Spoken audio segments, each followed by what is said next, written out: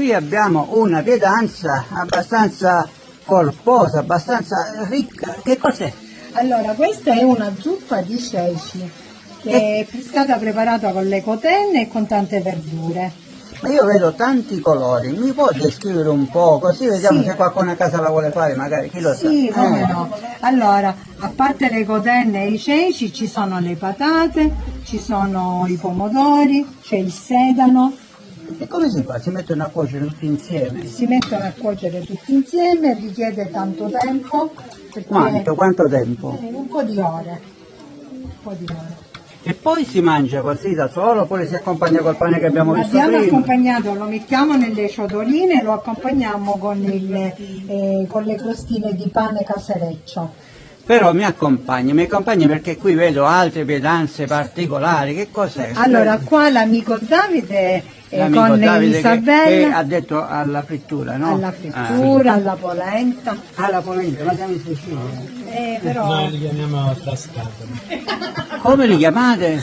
Frascatole. E ora li andiamo a vedere. Ma in- Vengono fatte in tante zone della Sicilia con la semola di grano duro, ma noi li facciamo con la farina di mais. Quindi non solo polenta al nord Italia, ma polenta anche in Sicilia, Anche in Sicilia. che qui si chiama frascatole. Vabbè, non andiamo a indagare, ma cosa stiamo facendo qui? il pane fritto, Stiamo facendo il pane fritto, abbiamo del pane casareccio, rafferma. Ma io vedo qui anche, che cos'è? Viene inzuppato nel vino e poi viene messo nell'olio bollente per friggerlo. Allora, andiamo alle frascatole. Chi mi porta alle frascatole? Chi mi porta? sempre lui, sempre Davide. Davide, che cosa? Ma questo cos'è? Allora, Questo è sugo. questo è un ragù Ah. di carne per accompagnare polenta o le frascatole come le chiamiamo noi, e accompagniamo la polenta semplice con il ragù, oppure ce l'abbiamo anche la versione con i broccoli, perché tradizionalmente qui si usa farlo con i broccoli oppure con il finocchietto selvatico,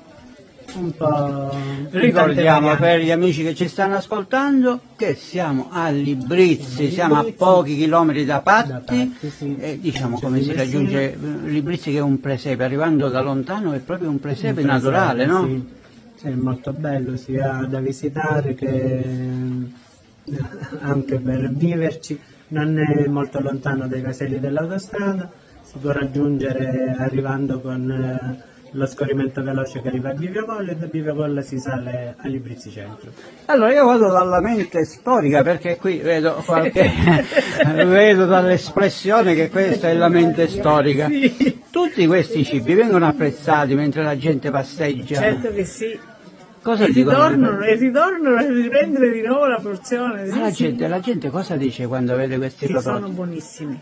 Allora, li facciamo Ci vedere hanno ancora. fatto dei complimenti veramente, Allora, perché perché piace? sono delle tradizioni antiche che noi rispettiamo tutti gli anni e la gente è rimasta contenta e ci ritorna volentieri. Il suo nome? Cavalieri Franca. Allora, signora Franca, io la saluto, le auguro buon anno Anche a lei tanti e auguroni. continuiamo il nostro giro in questo magnifico presepe di Librizzi.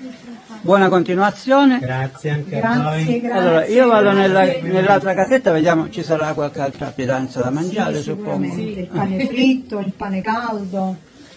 Buon anno! Arrivederci, buon anno a voi. Buon anno. Ciao bella Sicilia.